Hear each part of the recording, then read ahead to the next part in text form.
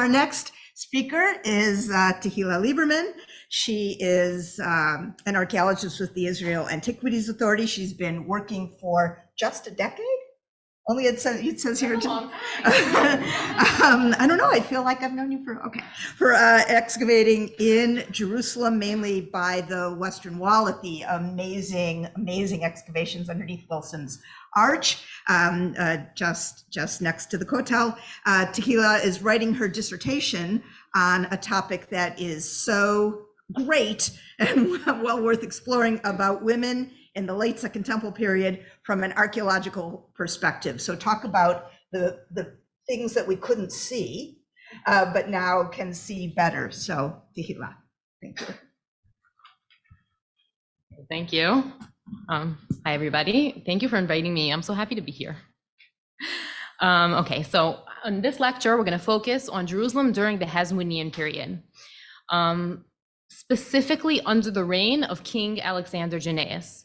In the study of Jerusalem, the Hasmonean period often falls through the cracks, mainly due to the relative scarcity of information, both historical and archaeological, regarding the Hasmonean city. Now I'm happy to pick up where Yiftach left off, because he described the city in ruins. And also we're all familiar with the busy central city of the late Second Temple period, with the Herodian temple in the center, with the thousands of Jewish and Gentile pilgrims and visitors coming to the city every year. And we all know of the central city that Pliny describes as the most famous city in the entire East, not in Judea only. And we know of that large, busy city. And on the other hand, the city in ruins. And you spoke about the magic of cities. So that magic doesn't just become, so the centrality of cities also just doesn't become from nowhere. Along with their natural development of cities comes the intent and the effort invested in order to facilitate and shape a city according to a specific nature or a specific way.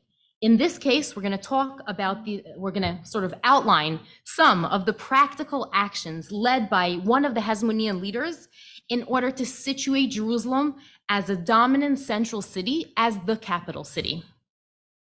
So I'm going to start with, before we dive in, I'm going to give a quick historical background.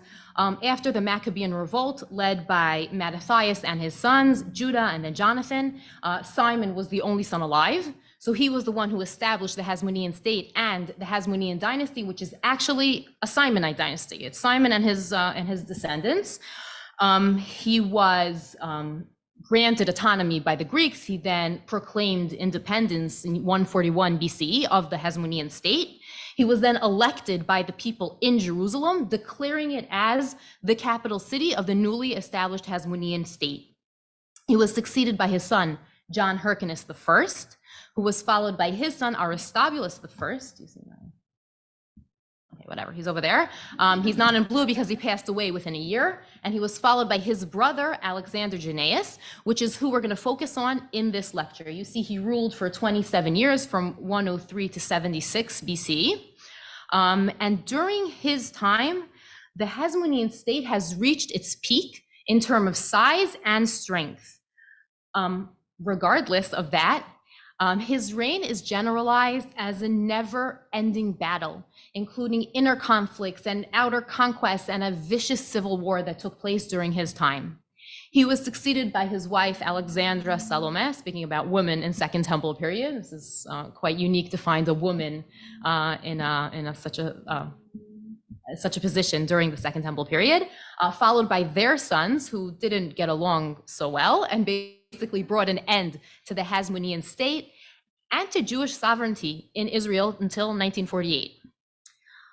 So we're going to rely on archaeological remains, both from previous and from relatively recent excavations, to try to trace the impact of Alexander Jannaeus on the development of the city on three main levels: the economic and financial growth of the city, the introduction and implementation of new technologies in the city, and the physical expansion of the city to different directions.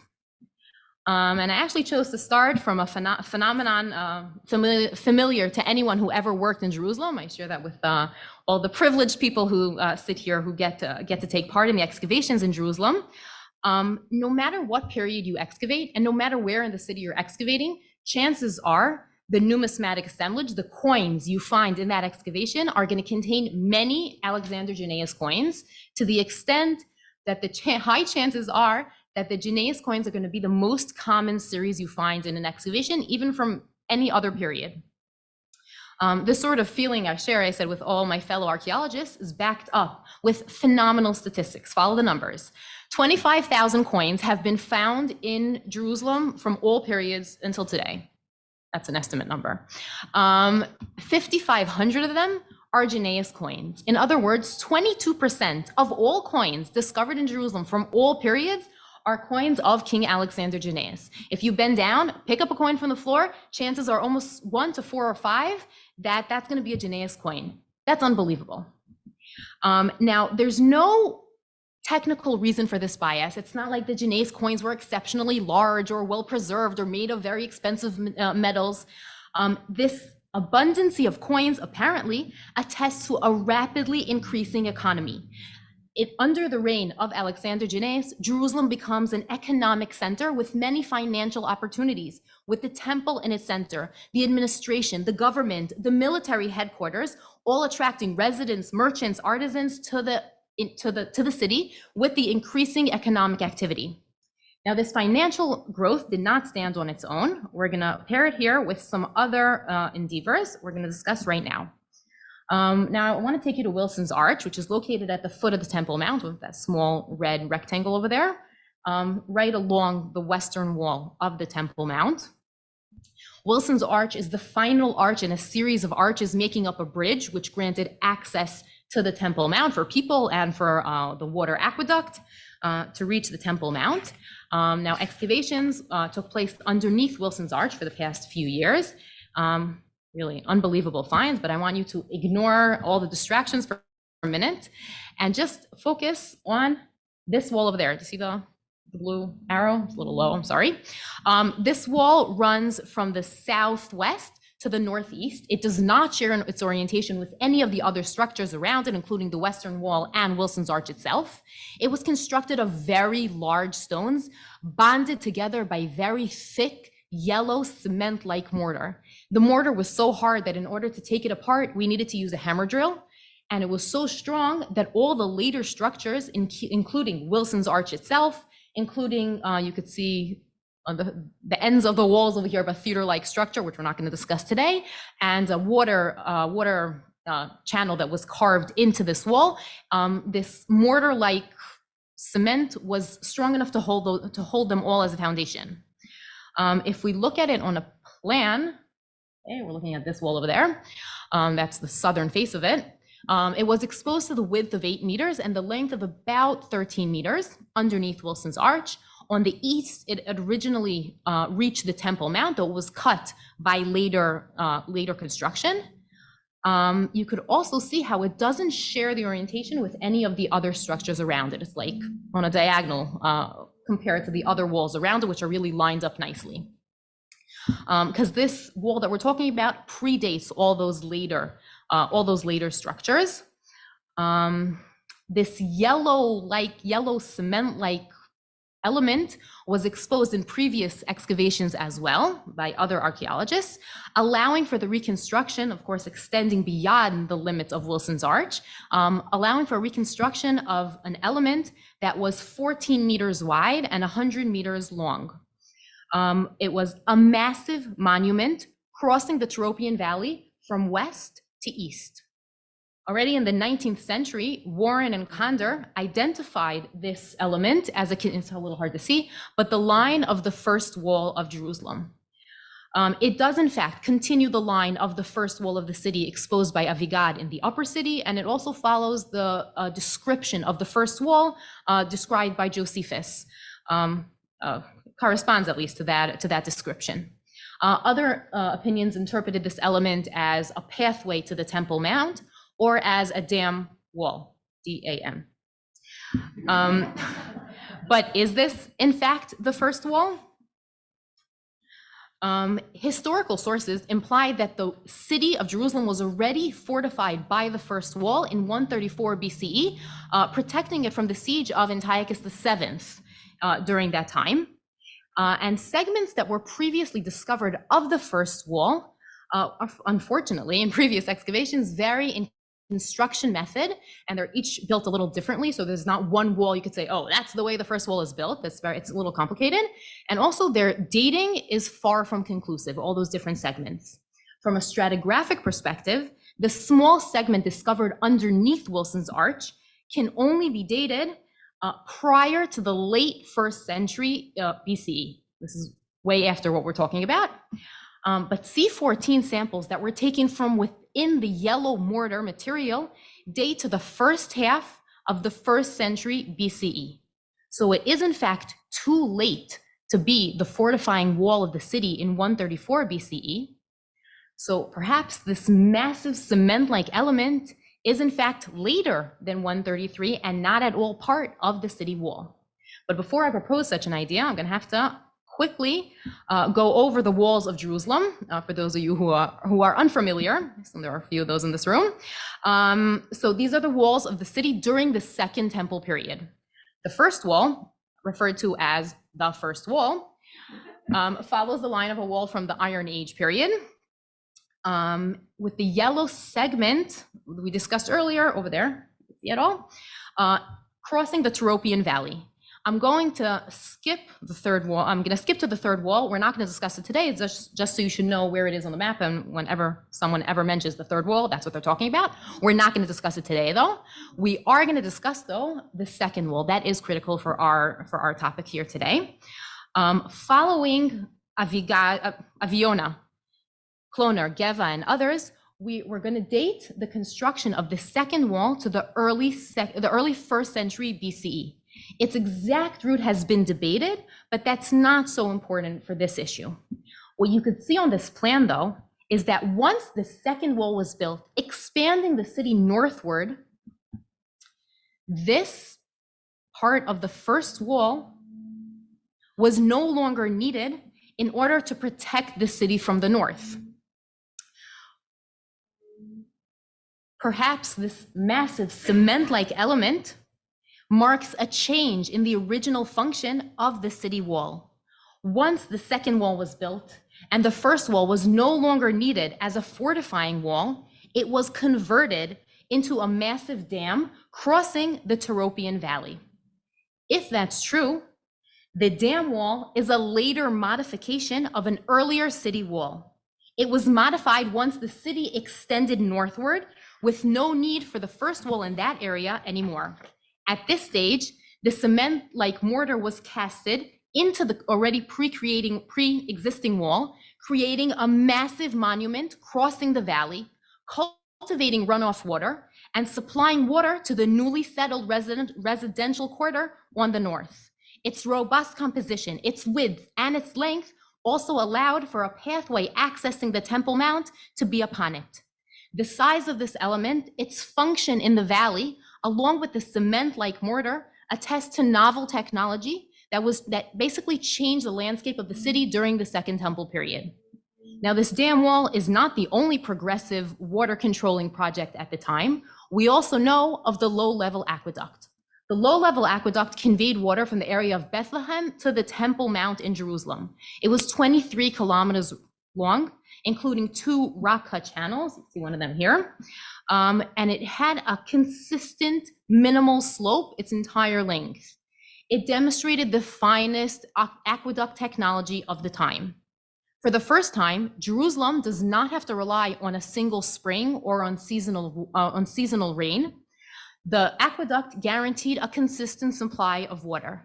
This, of course, is not the first application of aqueduct technology in the country, but this aqueduct by far supersedes the previous ones in extent and in capacity. Along with the dam wall, we have here 2 technologies that basically resolve the concerns of water and allow for the city to develop without the constraints of water use. Another aspect we're gonna talk about is the urban expansion. We already mentioned the expansion northward with the construction of the second wall, which allowed for a residential quarter to be built over there. And now we're going to shift to the western hill, what we call the upper city. So this, Yiftach mentioned it a bit, this area was already settled during the first temple period, and there are Iron Age finds from there. But after the destruction of the first temple, this area at least was followed by a gap of several centuries. The earliest Second Temple finds that can be identified as residential date to the early 1st century BCE in these areas. These remains are simple, they're limited, and they're not pre-planned or affluent like the later Herodian quarter we know of with all those unbelievable mosaics and frescoes and beautiful vessels. But nonetheless, this is a clear evidence for residential presence. Let's see some of those remains over there. Now, also you have to remember that the Western Hill was already fortified by that first wall we mentioned before during 134 BCE, while the city was besieged by Antiochus VII. And so indicate that the fact that it was fortified indicates there was some sort of activity on the Western Hill already prior to the early 1st century BCE. And there are in fact some stray finds and some installations already from the 3rd and 2nd centuries BCE. But there is no evidence for residential occupation of that hill prior to this period. So although this area was fortified earlier and there was some activity on it, it seems to first flourish under the reign of Alexander Jannaeus.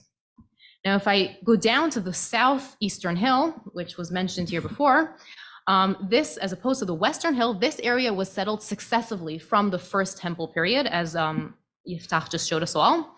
But this area also underwent some changes in the early 1st century BCE. I'm going to discuss some of them starting from the southern end of the city. So that's right at the very southern end of the city. A very large wall was discovered, built of what we call Hasmonean stones. You can see the very large center protruding of those stones over there. And within that wall was a very large gate, the southern gate entering the city. Dated to the early 1st century BCE. Again, you're going to hear that date repeat itself during this lecture. And once you enter the city from that southern gate, you come across what we call the Siloam Pool. Now, this is, of course, the late Second Temple period Siloam Pool. What's interesting is that underneath it is an earlier stage of pool that's dated by Jannaeus coins to the time of Alexander Jannaeus. Now, if we move a bit up north to the Givati parking lot, which Yiftach presented before, the excavators there describe a building called Building 4001. That's its name. This building was apparently part of a fortification system from the Hellenistic period, from the Seleucid period. But this building underwent some serious adjustments in the early 1st century BCE, converting it from a defensive system into a domestic dwelling. About the same time, the various glacis stronghold remains from the Givati parking lot were covered, and the area was leveled out, burying the previous battleground and suiting it for a new residential quarter, the neighbors of Building 4001. If we continue up north a bit beyond the Givati parking lot, we get to the elephant in the room, which is, of course, the temple and the Temple Mount. Now, we have to remember that liberating the temple is what ignited the Maccabean revolt in the first place. All Hasmonean leaders took steps in and around the temple to strengthen it and to reinforce it. And the temple had been a symbol on which the entire kingdom had been established. During the Hasmonean period, the temple itself has been renovated and the Temple Mount was expanded. We can see a seam on the eastern wall of the Temple Mount today, marking that expansion of the Temple Mount compound. Unfortunately, there's no good archaeological data that can date that expansion. And there are different suggestions relying mainly on historical sources on trying to associate this expansion and the renovation of the temple with a specific Hasmonean leader. Now, since all Hasmoneans were involved in the temple and the Temple Mount, and that's something we know, we have to consider that since during the reign of Alexander Jannaeus, the lower aqueduct was built, supplying the Temple Mount with water for the first time. The city itself had expanded in several directions. The economy of the city had increased considerably, we have to consider that it is possible that alongside the city's progress, the temple itself was developed as well, firming the connection between the temple and the city, with the city evolving around the temple as a religious and financial draw. This also may have been one of Alexander Jannaeus' ways to maintain his dual authority, both as king and as high priest. So it does seem likely that Jannaeus participated in the alterations of the Temple Mount, but we don't know if so, and if so, to what extent. So I'm just going to tie some of the ends together here. We saw that under the reign of Alexander Jannaeus, Jerusalem had developed on several levels. We saw an economic growth attested by the abundancy of coins, indicating that a lot of money changed a lot of hands. New innovative technology was introduced in order to control and supply water in and to the city. The city itself had significantly developed and extended to the north, to the south, and to the west. But what does this all mean within the general framework of the Hasmonean period? So, as I mentioned earlier, Jerusalem was clearly inhabited before the early 1st century BCE and had superior significance in the Hasmonean kingdom ever since it was established and before that. Although it's also possible that John Hyrcanus, Jannaeus' strong predecessor, planned some of these projects, it was probably during the reign of Alexander Jannaeus that the city had advanced considerably. It was he who strengthened Jerusalem as an economic center as well as a religious one, with each of these aspects promoting the other. By implementing novel technologies, boosting the economy, and physically expanding the city, Jannaeus reclaimed Jerusalem as the undisputed capital, attracting residents and pilgrims who confirmed the city's status and promoted its further development. So thank you, Jannaeus, and thank you all.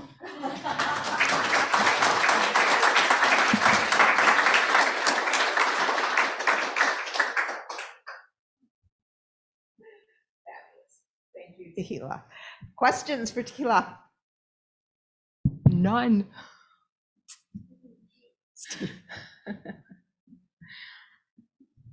Is there any evidence that's from the Beis Hamikdash that's come to light that's of interest from this period? That's a good question. And unfortunately, I don't have any good answers because we're not allowed to work on the Temple Mount itself. So we do have dumps that may have been originally from the Temple Mount or from the temple, but really nothing that's conclusive and clear from the temple itself from this period. Including the tunnels and digging underneath the Temple Mount?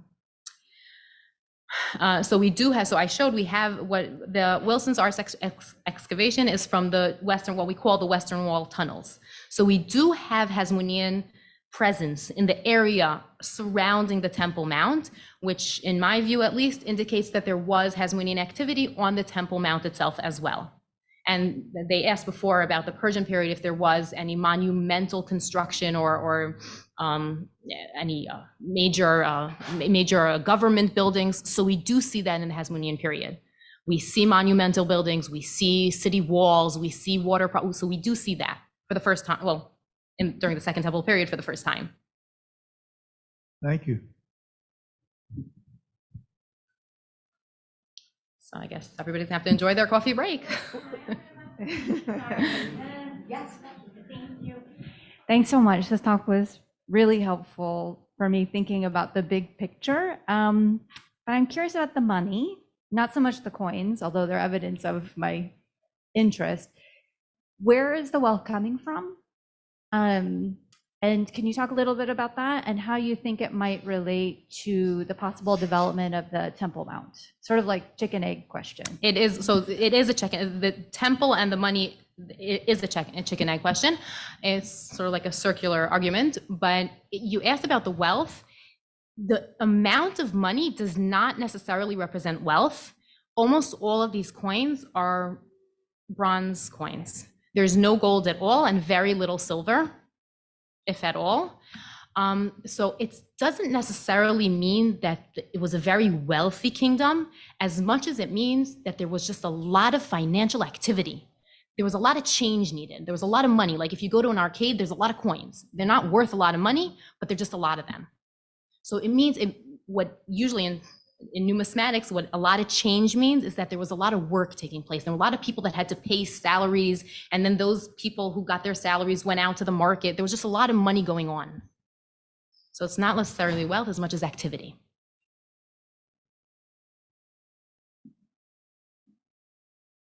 Oh, this is great. I have a question. Okay.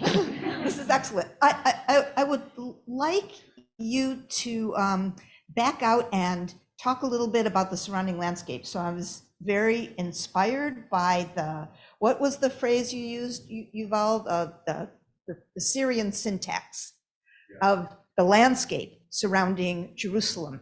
There is this landscape ready to be exploited in both directions. That's what we saw, the views out and the views back. This clarified the city itself. Can you talk a little bit about what we know of this early first century BCE in the surrounding landscape? Okay, so first of all, it's funny you're asking me because Yosef is sitting here and he's writing his PhD about that. So you might try to talk to him during the coffee break. But what we do, I might have to take a step back. And until a few years ago, whenever in all these excavations in Jerusalem or around it, there was like a general category of the Hasmonean period. And as we excavated more and we found more and more assemblages, we were able to sort of break that large Hasmonean period into smaller periods. And that's what gave me the ability to sort of mark down the Gennaeus period, because we're not talking, because the Hasmonean period was a long one, and there are different rulers that had different policies, and we sort of try to identify each and every one of them on their own. And so I at least try to do that in the city itself. And I hope that someone, would try to do that in the surrounding hinterland, because we have all these little farmsteads and these little estates, so we do have them, but I feel that a lot of them were just generalized as Hasmonean. And it's now is the opportunity to try to break that down a little bit. Mazal tov, kol hakavod. That is great. Thank you very, very much, Tehillah.